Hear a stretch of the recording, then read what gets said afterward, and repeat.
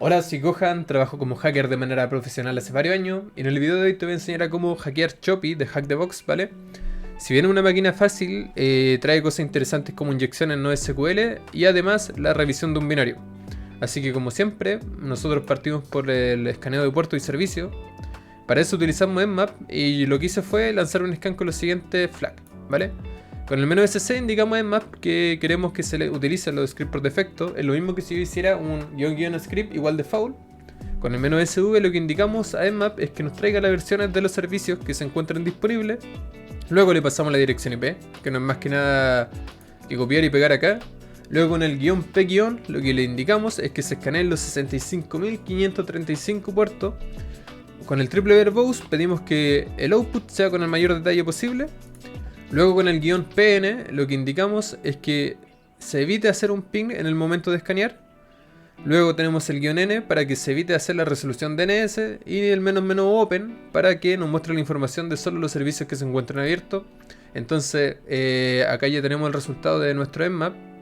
En esta ocasión se encontraron 3 puertos abiertos, que es el 22 que corresponde a SSH, luego tenemos el puerto 80 que es HTTP y el 9093 para otro servicio que se está corriendo en la máquina. Entonces, ¿qué procede a hacer? Copiamos la dirección IP, vamos a revisar estos puertos, ¿verdad? Sabemos que el 22 es el puerto SSH, así que lo dejamos para el final quizá. Acá vamos a poner el 2.80 para irnos al puerto 80, ¿verdad? Y acá tenemos un problema, un pequeño problema, es que no se logra hacer la resolución DNS, ¿cierto? Ahora, esto se soluciona de la siguiente forma, y te lo voy a explicar. Vamos a copiar esto. Nos vamos a ir a una nueva terminal y vamos a hacer un nano etc host, ¿cierto? Aquí, ¿qué es lo que vamos a poner en la última línea? Vamos a copiar la dirección IP, la vamos a pegar acá. Y acá vamos a poner este dominio de acá, choppy.htv, ¿vale? ¿Qué es lo que pasa acá y qué cosas interesantes pasan acá? Cuando uno utiliza esta configuración en el etc host, lo que hace el sistema generalmente es ponerlo por prioridad por sobre servidores. Entonces, si resuelve acá primeramente, cuando yo realizo una búsqueda en el navegador de choppy.htv, va a resolver a esta dirección IP, lo va a hacer por prioridad sobre la consulta hacia servidores externos. Y es por eso que haciendo esto se soluciona este problema. Vamos a presionar Enter nuevamente y ya pueden ver que cargó. Ahora, ¿cómo funciona esto por detrás, cierto? Supongamos que nosotros tenemos nuestro PC, el servidor DNS y otro servidor que es el servidor de la web. Hacemos un request al choppy.htv, el servidor nos responde con la dirección IP, luego hacemos el request a la dirección IP y este nos responde con su contenido en HTTPS. Y así es como funciona esto por detrás, ¿vale? Entonces vamos a seguir hackeando, ya tenemos el acceso al sitio. Ahora, ¿qué procedería a hacer? Podríamos hacer la enumeración de subdominios. Para esto vamos a utilizar foo, ¿vale? Con estos parámetros, con el menú W indicamos la ruta hacia el diccionario de subdominios que queremos probar. Luego con el menú U le indicamos la dirección IP. Y acá es importante porque le estamos pasando un header personalizado en donde le indicamos que el header de nombre host va a tener este valor, que es fus.choppy.htv, ¿cierto? Y acá realmente en donde se hace la enumeración o donde se va cambiando cada una de las palabras del diccionario. Luego tenemos el "-c", que es para que el output nada más salga a color, el "-v" para que se muestre el detalle del resultado, y acá estamos filtrando por un código, es un status code del 301, para que todas las respuestas que tengan un 301 se filtren y no salgan en el output, así sale un output mucho más limpio. Presionamos Enter y nos queda esperar. Bueno, aquí ya encontramos el primer subdominio, que en este caso es Mattermost, ¿vale? Esto lo vamos a copiar, lo vamos a pegar por acá. Vamos a intentar entrar y tenemos el mismo problema, así que lo único que tenemos que hacer en este caso es copiar esto de acá. Nos vamos a nuestra terminal, vamos a abrir acá otra consola, vamos a pasar a modo root, a ver si le hago un zoom y vamos a hacer un nano al etc host. Ahora, no es necesario volver a copiar la dirección IP, sino que solo basta que uno apriete acá, haga un espacio y pegue el nuevo subdominio, ¿vale? Entonces, teniendo esto acá, control X para guardar, Y para confirmar, presionamos Enter. Lo único que tenemos que hacer es volver a presionar Enter acá. Y lo que encontramos acá es un login que pertenece a Mattermost, ¿verdad? Aquí probablemente tendremos que ingresar credenciales de algún usuario o cosas que podamos encontrar. Y ahora vamos a pasar con la enumeración de directorio. Entonces, para enumerar directorio en este caso, vamos a utilizar la herramienta Feroxpaster, la cual es bastante simple de usar. Solamente le pasamos la URL con el parámetro --URL. Y esto automáticamente lo que va a hacer es, a partir de choppy.htb, va a empezar a probar distintas cosas. Va a ser una especie de crawler, ¿cierto? Para ver si encuentra algún directorio interno. Y a ver así si es que podemos encontrar algún login o algo interesante, algún panel de administrador, etcétera, ¿cierto? Acá podemos ver que ya no encontró un login. Si nosotros hacemos control clic acá, lo que podemos ver es lo siguiente. Ahora, ¿qué cosas podemos probar en un login? ¿O qué cosas deberíamos probar casi siempre? Generalmente las cosas que yo hago son ver si podemos enumerar usuarios a través de errores, ¿verdad? Generalmente cuando uno pone un usuario, no sé, Pepito, y abajo le ponemos una contraseña cualquiera, en este caso puse test, al yo tratar de ingresar, en este caso lo que pasa es que el sitio responde con un error genérico. Eso está bien. ¿Qué pasa si me respondiera la contraseña para el usuario Pepito no existe? Eso ya sería una vulnerabilidad, habría que reportarlo, ¿vale? Esos son datos adicionales.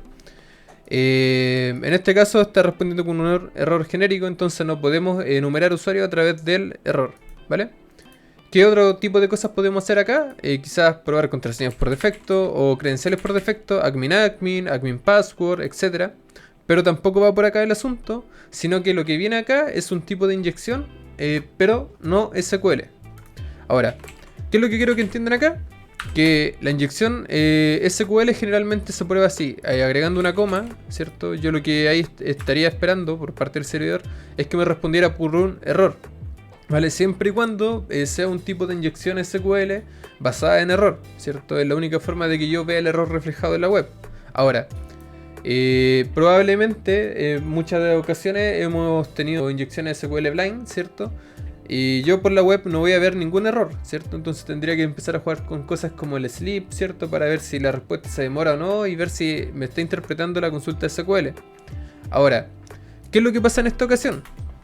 Yo podría poner un OR, 1 es igual a 1, ¿cierto? Para empezar a probar con lógica en cuanto a la inyección SQL. Pero nos vamos a encontrar con el siguiente problema. Y es que no va a funcionar, ¿vale? La página se va a quedar pensando, se va a quedar cargando. Y ahora hay que pensar en lo siguiente.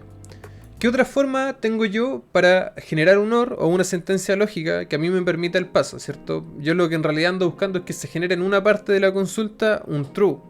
Y que ese true a mí me sirva para acceder o hacerle el bypass al login. Entonces, acá yo al inyectar esto, la página se queda pensando, ¿cierto?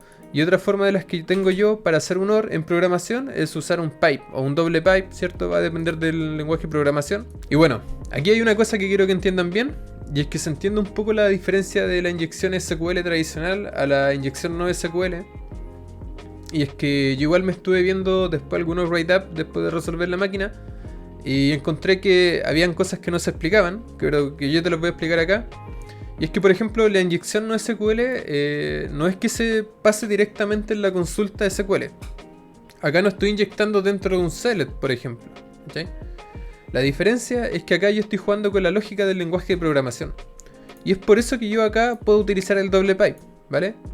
Acá el programa, el software está trabajando con MongoDB de base de datos. Y si ustedes se ponen a leer la documentación de MongoDB, en ningún lado se permite o en la sintaxis está incluido el pipe. Entonces, para que se entienda el cómo sucede esto, es porque se está aprovechando la lógica de programación, que en este caso se está utilizando JavaScript, ¿vale? Y sí, con JavaScript puedo generar un OR. Entonces, yo ahora sí que le estoy pasando un parámetro que quizás es verdad o no, da lo mismo que se genere un false, pero en el otro lado sí o sí se va a generar un true porque 1 es igual a 1, ¿cierto? Esto es verdad. Y acá vamos a poner cualquier contraseña, en este caso vamos a poner 5A, vamos a presionar login. Y esto nos debería funcionar. No logramos saltar el login, ¿cierto? Tenemos un usuario válido, que en este caso es admin. Y acá tenemos un botón que es para buscar más usuarios. Entonces vamos a tratar de comprender el cómo funciona esto. Si yo pongo admin, por ejemplo, presiono enter, sabemos que existe porque lo utilizamos para acceder, ¿cierto? Y estamos en el panel de administración. Si el usuario existe, se nos devuelve este botón, que lo que tiene es el usuario, admin, la password, ¿cierto? En un hash podría ser MD5, yo apostaría que sí. Luego, si buscamos otro usuario, por ejemplo el usuario Tom, ¿cierto? Que acá ya está en el historial. El usuario no existe. Ahora, como atacante, ¿qué cosas podría hacer acá? Podría utilizar Burp Suite con una lista de usuarios, por ejemplo, ¿cierto? E ir modificando cada parámetro por un usuario que podría ser o no válido, y en el momento en que la respuesta sea distinta, o quizás con un largo un poco más extenso porque se trae una respuesta con un HTML con un botón incluido, quizás lo podría tomar como usuario válido. Ahora, otra de las cosas que podría hacer quizás es aprovechar la inyección no SQL que teníamos en el login y ver si aplicaría para este caso. Si yo pongo la inyección no SQL acá, presionamos Enter. Y ahora, ¿qué es lo que pasó acá con esta consulta de inyección no SQL? Podemos ver que igual se nos devolvió un botón, quiere decir que hay credenciales válidas, ¿cierto? Y si yo lo presiono acá, podemos encontrarnos con dos credenciales, dos usuarios. La de admin, con su respectiva password en MD5, y la de George, con su respectiva password también en MD5. Entonces, si yo copio esto y me voy a Google, pongo CrackStation, la pego acá, presionamos que no somos robots y la intentamos craquear, ¿cierto? Con el Rainbow Table. Vemos que la de administrador no se pudo resolver. Pasamos a probar con la siguiente, que es la del usuario George. La copiamos, la pegamos acá, no somos un robot, presionamos craquear. Y acá sí obtuvimos la credencial, ¿cierto? Ya tenemos una credencial válida, porque tenemos la password y el usuario. Entonces, si bien recuerdan, teníamos este login de acá, que lo podríamos intentar ingresar, ¿cierto? Con el usuario George. Y la contraseña, que es la de acá, que acabamos de sacar con CrackStation. Presionamos login y podemos acceder sin problema al Mattermost. ¿Qué procede acá cuando nosotros accedemos generalmente a un portal o a un sistema nuevo? Hay que entender cómo funciona, hay que ver si tenemos alguna información expuesta, ¿cierto? Algo sensible. Generalmente, o pasa mucho en la empresa, que se mandan correos, se mandan credenciales y cosas así. Entonces, acá podemos ver algo muy interesante, y es que sale que para la máquina deploy tenemos el usuario Jagger y su contraseña. Y si bien recuerdan, teníamos una conexión o un puerto SSH habilitado. Entonces, lo que vamos a hacer, vamos a copiar esto de acá, nos vamos a ir a nuestra terminal, vamos a presionar SSH y le vamos a entregar el usuario que esté de acá, Jagger, ¿cierto? Que se conecte a choppy.htv, o le pueden pasar la dirección IP y al puerto 22. Si yo presiono Enter, esto se va a intentar conectar, me va a pedir una contraseña y vamos a copiar y pegar esto de acá, ¿cierto? Lo copiamos, lo pegamos. Vamos a ver si esto conecta e ingresemos la contraseña quizás. Ahí sí. Y así es como ganamos acceso con las credenciales que podemos encontrar acá en el portal, ¿cierto? De Mattermost. Y ya tenemos acceso a la máquina, pero aún no somos root. O sea, con esto lo único que podemos hacer es leer la flag del usuario sin privilegio, ¿cierto? Que para eso lo único que tenemos que hacer es un cat a user.txt. Yo acá esto obviamente lo voy a tapar para que ustedes lo puedan resolver por la suya. La idea es que practiquen. Y lo que procede ahora es escalar privilegio. ¿Qué es lo que procedo a hacer yo generalmente? Un sudo "-l". ¿Qué hago con esto? Le vamos a pasar la contraseña.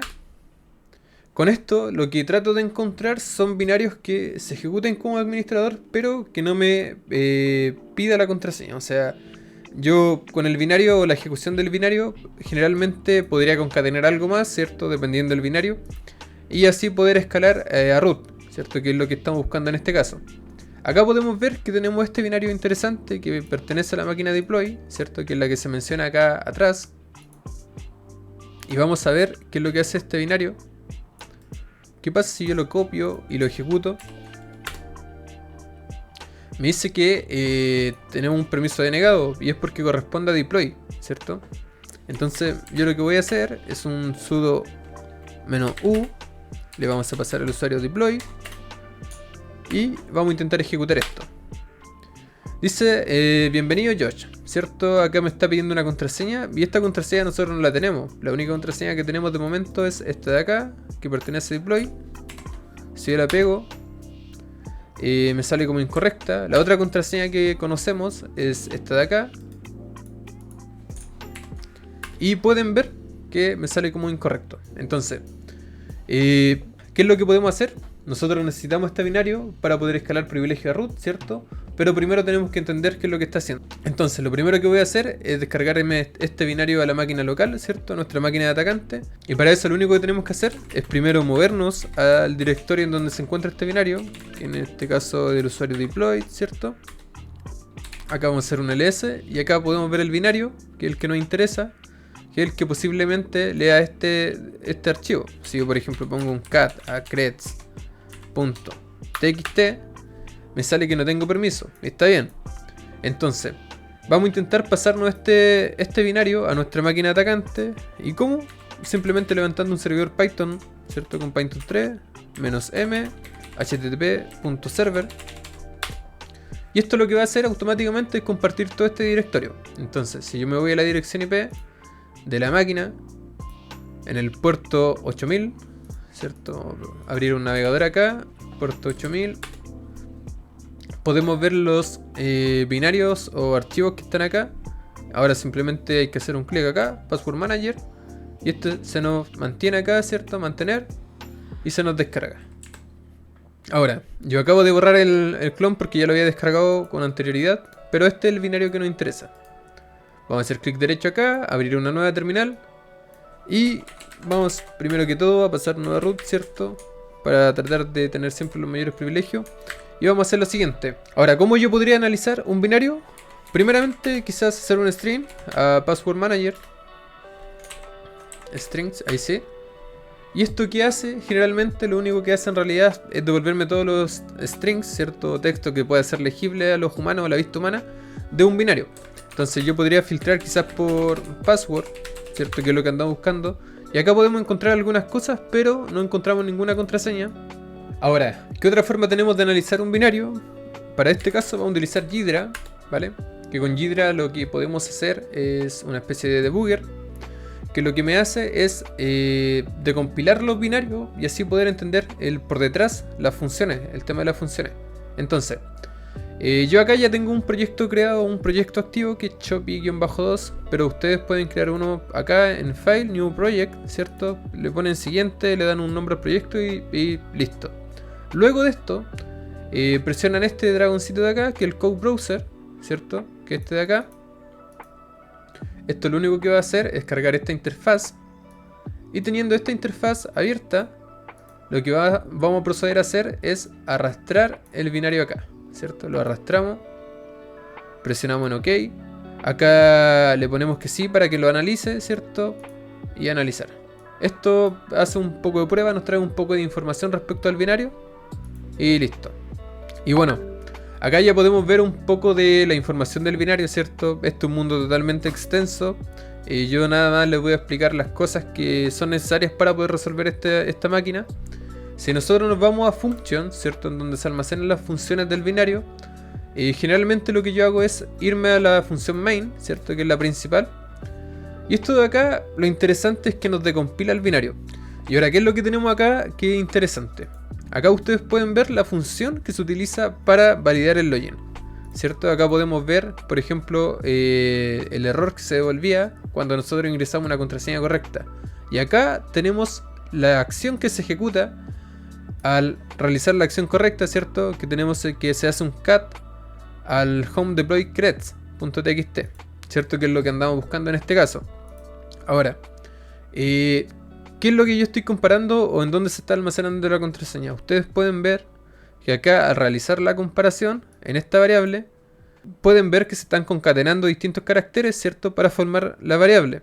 Entonces, y como acá cada carácter forma la contraseña completa, podemos ver que la contraseña en este caso se almacena en la variable y vendría siendo la contraseña sample. Entonces, ¿qué es lo que procede a hacer? Nuevamente, estamos acá en nuestra terminal, ¿cierto? Creo que era este de acá. Déjenme ver. Esto lo vamos a dejar de compartir. Hago un control C para terminar de levantar el servidor de Python, ¿cierto? Voy a presionar la tecla hacia arriba para encontrar este comando, que es el sudo deploy. Y en este caso intentamos nuevamente ejecutar, pero ahora pasándole la contraseña que encontramos acá, ¿cierto? Y acá, sample. Vamos a presionar Enter. Y podemos ver que se nos devolvieron estas credenciales, ¿cierto? El username deploy y esta es la contraseña para deploy. Entonces, ya tenemos las credenciales, pudimos extraer las credenciales analizando un binario. ¿Y ahora qué procede? Ahora procede a acceder a la máquina, ¿cierto? Con estas credenciales y ver si ahí podemos obtener privilegio de administrador, porque aún no somos root. Entonces, ahora, ¿cómo escalo privilegio? ¿Cómo somos root? ¿Cierto? Tenemos nuevas credenciales, lo que tenemos que hacer es un su a deploy, ¿cierto? Para indicarle a nuestro sistema que queremos acceder y cambiarnos de cuenta, ¿cierto? A este usuario al deploy. Y nos pide la contraseña es la que tenemos aquí arriba. La copiamos, la pegamos, presionamos Enter. ¿Y qué es lo que tenemos ahora? Tenemos que somos el usuario deploy, ¿cierto? Acá podemos ver los grupos, pero todavía no somos usuario root, ¿cierto? Ahora, ¿qué cosa interesante tenemos acá? Es que tenemos un Docker. Y para nosotros poder ejecutar o levantar un Docker, sí se requieren privilegios de administración.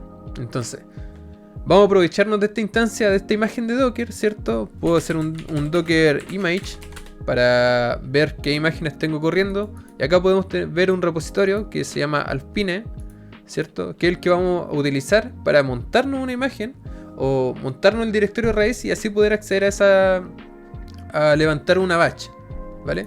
Esa es la cualidad de Docker y eso es lo que vamos a aprovechar en este caso. Nosotros vamos a hacer un Docker run, ¿cierto? Para correr la imagen. ¿De qué imagen? Vamos a montarnos toda la raíz en el directorio mount. Con el "-rm", lo que le vamos a indicar a Docker es que una vez se ejecute esto y se finalice esto, lo que se montó se elimine. Con el "-it", ¿cierto? Vamos a generar una interactive terminal. ¿En dónde? ¿En qué imagen? ¿En qué repositorio? En el Alpine, ¿cierto? Que es la que tenemos habilitada, que es la que vamos a aprovechar. Luego le vamos a decir que como root, ¿cierto? Se ejecute en el directorio que se montó una batch, ¿cierto? Una SH, una shell. Y esto, amigos, nos genera la escalación de privilegio a usuario root. Acá ya podemos ver, si yo por ejemplo hago un wami, vamos a presionar Enter nuevamente para limpiar ahí. Si hago un wami, podemos ver que somos root. ¿Y qué nos queda ahora? Solamente hacerle un cat a la flag, ¿cierto? Que en este caso vendría siendo un cat a root, ¿cierto? root.txt. Y acá podemos ver la flag del usuario root. Así que eso, amigos, espero les haya gustado. Es una, como le dije, una máquina bastante fácil, pero con cosas interesantes como inyecciones no SQL y la revisión de un binario, que no lo habíamos hecho antes. Así que eso, amigos, espero les haya gustado. Si quieren más contenido como este, por favor, déjenme en los comentarios. Si tienen alguna duda, pregúntenme, yo no tengo problema en responder, ¿cierto? Cada vez que tengo tiempo respondo y eso. Así que denle like, compartan si pueden ayudarme con eso. Y eso, nos estamos viendo en nuestra próxima máquina. Chao.